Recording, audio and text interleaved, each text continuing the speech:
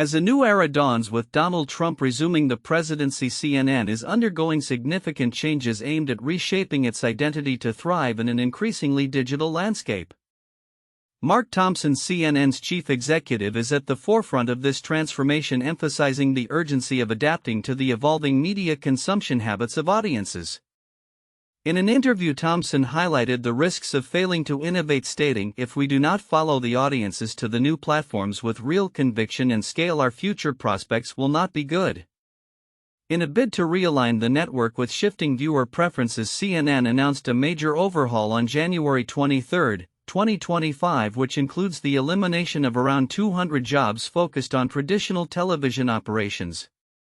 This reduction will be balanced by the creation of approximately 200 new positions in digital roles, such as data scientists and product engineers. Thompson has outlined an ambitious plan to hire 100 digital employees within the first half of this year. The network's pivot towards digital is also marked by the introduction of a new streaming service designed to mirror CNN's television offerings, along with a subscription product focused on lifestyle content, an area Thompson believes could attract a significant audience. These digital initiatives are supported by a substantial $70 million investment from CNN's parent company, Warner Bros. Discovery. Thompson's strategy comes at a time when CNN faces increased competition and declining viewership. Despite its historical prominence, the network has been struggling in the ratings, often trailing behind rivals like MSNBC and Fox News. The digital audience has also diminished, with CNN experiencing its lowest web traffic in 2 years, dropping from 175.5 million unique visits in March 2020 to just 90.5 million by December 2022. According to analytics firm Comscore. During a recent town hall meeting, Thompson presented data illustrating the necessity of CNN's digital pivot, citing a stagnant advertising business and a lack of engagement on the website. He has consistently warned staff about the imminent changes, reiterating that reliance on traditional television, which constituted approximately 72% of revenue, is no longer sustainable in the digital age. In addition to restructuring the workforce, CNN is revamping its television lineup. Notable changes include the replacement of Jim Acosta's 10 a.m. show with The Situation Room with Wolf Blitzer and Pamela Brown, as well as the introduction of a new morning program hosted by Audie Cornish. While these shifts may disrupt the newsroom's morale, Thompson is drawing on his past experiences at the New York Times and the BBC, where he faced similar challenges related to declining traditional revenue streams. As CNN navigates this transformation, it is clear that the network recognizes the importance of speed and adaptability in digital news delivery. Thompson's plans include increasing the production of vertical videos, which are designed for mobile consumption and have already shown promising engagement metrics.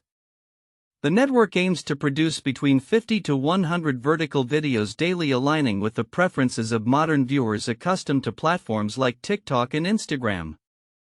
However, the transition is not without its hurdles.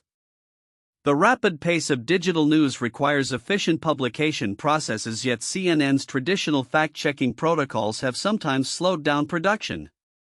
In response, Thompson has initiated changes to streamline these processes, underscoring the need for agility in an environment where the relevance of news can diminish within hours.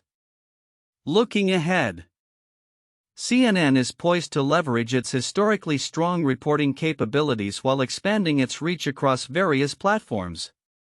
Thompson is also cautious about how the network will cover Trump's second term, emphasizing the importance of maintaining journalistic integrity by avoiding preconceived notions about newsmakers. He advocates for a comprehensive news agenda that transcends mere political coverage, stating, "It's just a sense of proportion." As CNN embarks on this journey of reinvention, it faces the dual challenge of capturing the attention of a fragmented audience while navigating the complexities of a politically charged environment.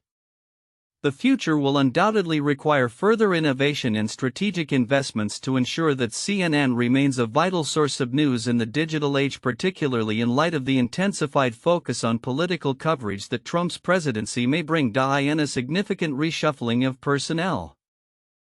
National Security Adviser Mike Waltz has sent dozens of officials from the National Security Council (NSC) back to their previous roles, a move that underscores the ongoing turbulence within the Biden administration's national security apparatus.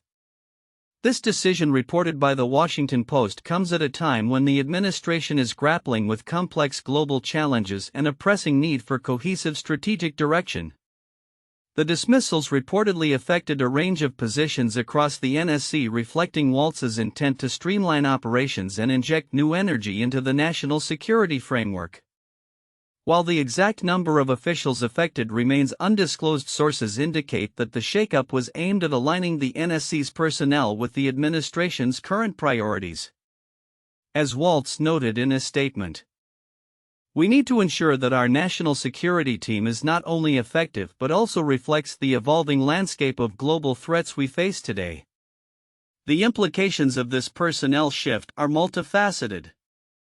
On one hand, it could facilitate a more agile response to emerging threats, particularly as the administration seeks to recalibrate its approach to relations with China and Russia and to address ongoing issues stemming from terrorism and climate change.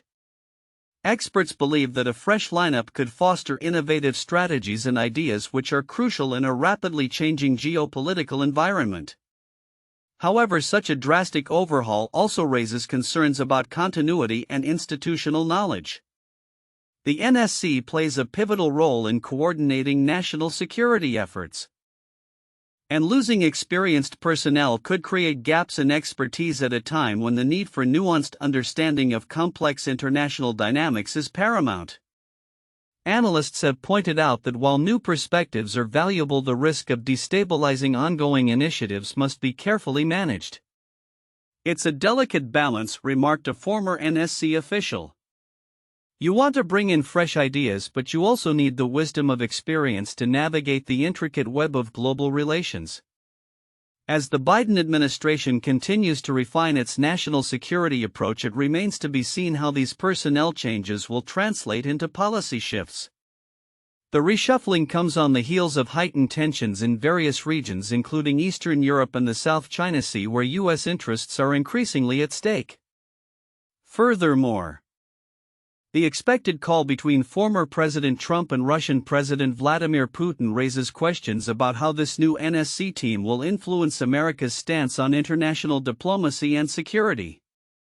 Looking ahead, the administration faces the challenge of ensuring that the NSC remains a cohesive unit capable of addressing both immediate and long-term national security concerns. The effectiveness of Waltz's strategy will ultimately depend on how well he can integrate new personnel while preserving the depth of knowledge necessary for sound decision-making.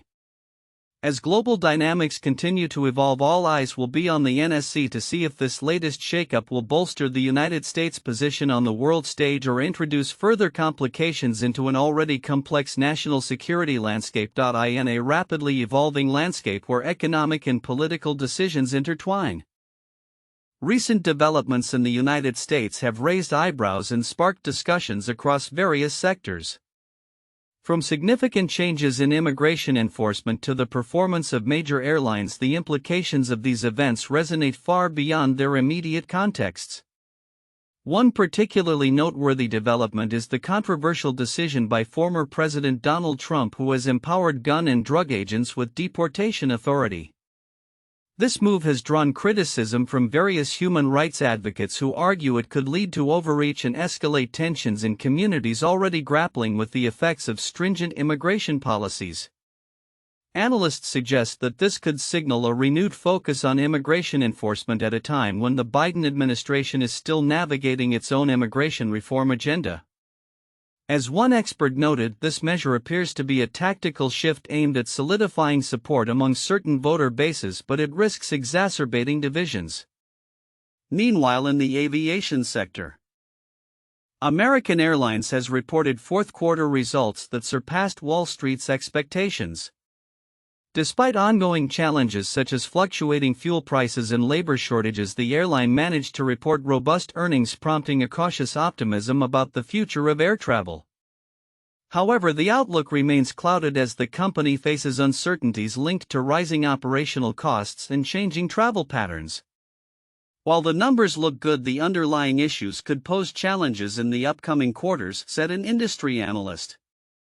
The airline's management has emphasized the need for strategic adaptations to align with evolving consumer behaviors, especially as the travel industry continues to recover from the pandemic's impact. In the realm of financial services, market analysts are keeping a close eye on the latest trends following a comprehensive roundup of financial discussions. The consensus suggests that while the markets are currently buoyant, concerns over inflation and potential interest rate hikes linger in the background. Investors are being cautiously optimistic but are also aware of the potential headwinds that could derail this upward trajectory, remarked a financial strategist. The broader implications of these discussions could influence investment strategies and market stability in the coming months. As 2025 unfolds, the convergence of these political, economic, and industry-specific developments underscores a critical juncture for the United States. The actions taken today could ripple through various sectors, shaping the landscape for years to come. Observers will be keenly watching how these dynamics evolve, particularly in light of the upcoming elections and potential shifts in policy direction. The interplay between enforcement actions, corporate performance, and financial market health will undoubtedly define the narrative as the nation navigates its complex challenges in the months ahead. As the geopolitical landscape continues to shift, discussions about military involvement in Ukraine are gaining renewed intensity in Europe. The prospect of Western troops, particularly from European nations, being deployed to Ukraine has emerged as a topic of serious consideration, especially in light of significant changes in U.S. political dynamics. This comes at a time when the Ukrainian military is grappling with challenges on the battlefield amidst a backdrop of uncertain security guarantees from its allies. The recent return of Donald Trump to the White House has reignited debates on the feasibility of sending European forces to Ukraine. This idea, initially proposed by French President Emmanuel Macron nearly a year ago, was dismissed at the time as impractical.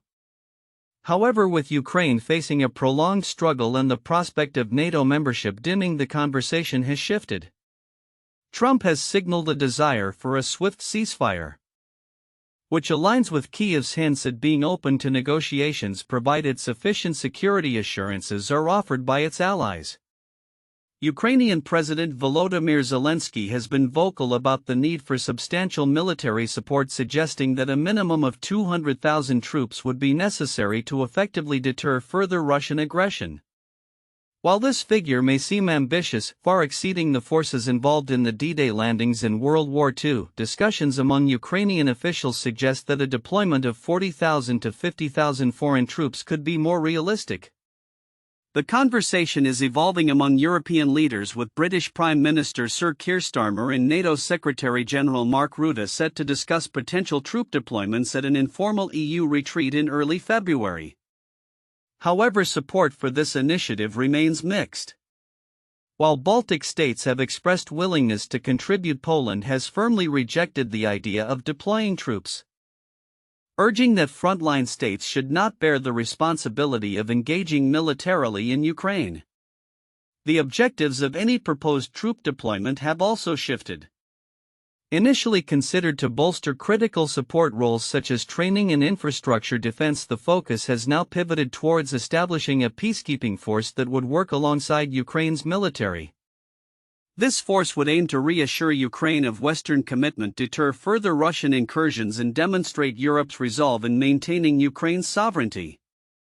Zelensky has emphasized that failure to act decisively could risk Europe's relevance on the world stage.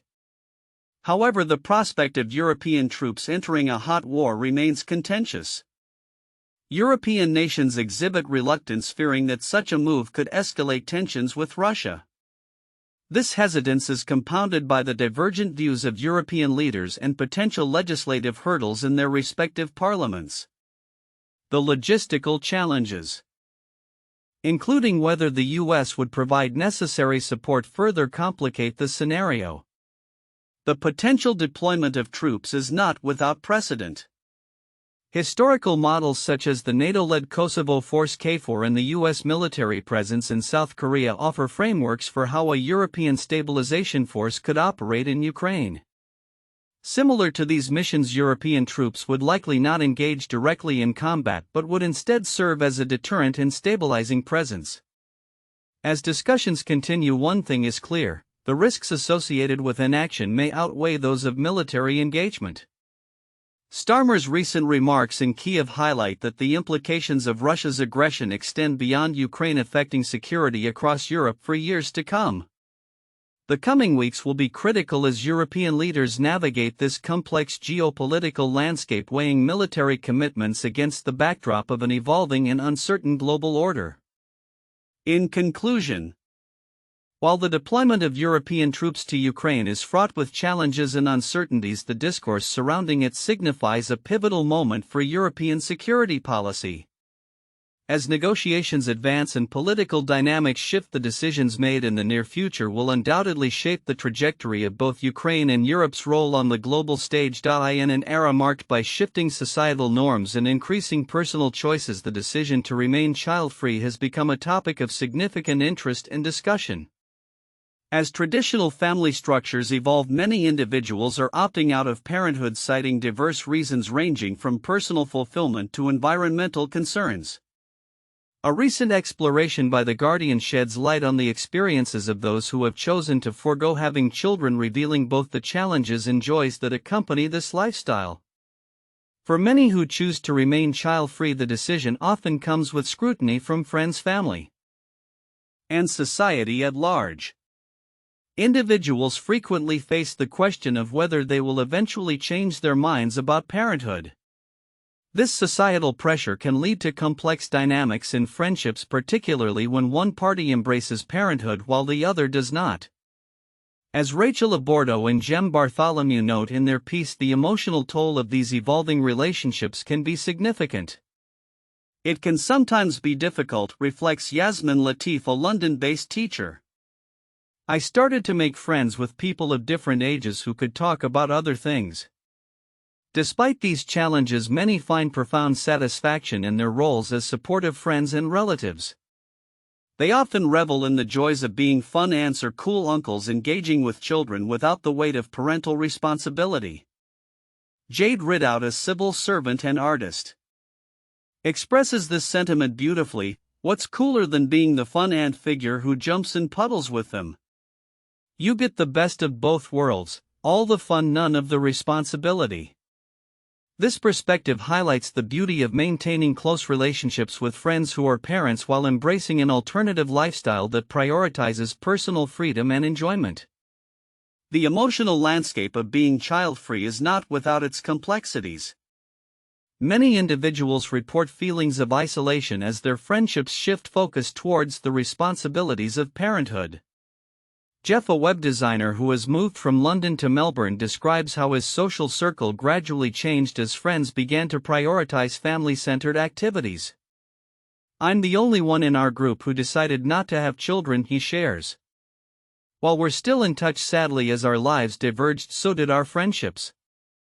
Such experiences underscore the natural evolution of relationships, suggesting that acceptance and adaptation are key for maintaining meaningful connections.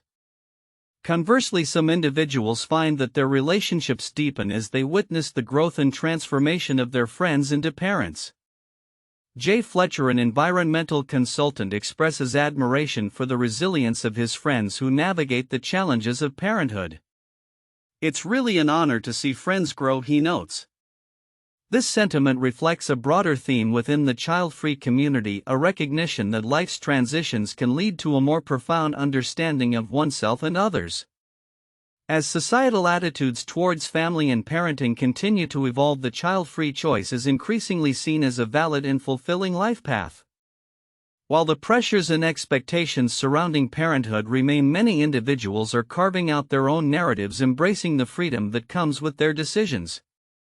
The dialogue surrounding this lifestyle choice is crucial, fostering understanding and acceptance of diverse family structures. Looking to the future, it seems likely that the conversation around child-free living will continue to gain traction. As more individuals share their stories and experiences, society may gradually shift towards a more inclusive understanding of what it means to lead a fulfilling life, one that may or may not include children. The child-free choice is not merely a rejection of parenthood, it is an affirmation of personal agency, allowing individuals to define their own paths and pursue their passions without traditional constraints.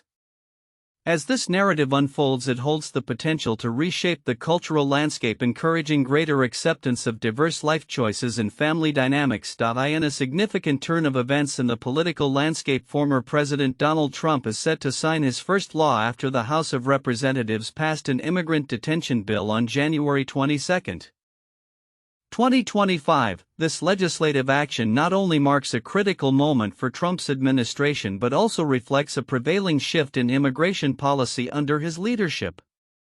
As Trump prepares to take office, the bill is expected to bolster the administration's stance on immigration enforcement, a cornerstone of Trump's original campaign that resonated deeply with his supporters. Amidst this political turmoil, a recent letter published in the Scranton Times-Tribune has sparked controversy as it criticizes President Joe Biden's last-minute pardons issued just before Trump's inauguration. The letter, penned by Sam Alba from Pittston Township, characterizes Biden's actions as a disgrace, arguing that the pardons serve to shield Biden's family from unrelenting scrutiny and attacks. What about the threats, attacks, assassination attempts, and weaponization on President Trump? I guess that was okay, Alba wrote, encapsulating a sentiment shared by many Trump supporters who view Biden's presidency negatively. Alba's letter highlights the deep divisions within American political discourse as sentiments about the legitimacy and impact of Biden's presidency continue to polarize the electorate. Trump supporters are fervently welcoming his return to the White House, with Alba stating, "Good riddance, Biden. He will go down as the worst president of all times." This rhetoric underscores the emotional stakes involved in American politics today, where partisan lines are drawn sharply and the actions of leaders are scrutinized intensely. As the political narrative unfolds, the implications of the House's immigrant detention bill and the public's reaction to Biden's pardons could set the tone for future legislative battles. With Trump's administration poised to implement stricter immigration policies, it raises questions about the administration's approach to civil rights and the treatment of immigrants in the United States. Scholars and political analysts alike will be watching closely to see how this legislation impacts communities across the nation, especially those that have historically been vulnerable to aggressive immigration enforcement. The broader context of these events is also noteworthy. Just as Trump prepares to take a firm stance on immigration, the recent wildfires in California, specifically the Hughes fire that prompted the evacuation of over 31,000 residents, serve as a poignant reminder of the urgent need for effective governance in crisis situations. Firefighters continue to battle the flames, which have already consumed thousands of acres, while officials brace for potential mudslides due to expected rainfall. These concurrent political and environmental crises highlight the complexities of leadership in times of turmoil. As Trump sets his agenda and Biden faces the fallout of his final decisions, the nation stands at a crossroads, grappling with issues of governance, rights, and the rule of law. The coming weeks will be critical as both Trump and Biden navigate their respective challenges, with citizens keenly observing the unfolding developments that will shape the course of the country. The intersection of immigration policy and climate-related disasters may ultimately define the narrative of this new political era, compelling leaders to balance the demands of their constituents with the pressing realities of governance in an ever-changing world.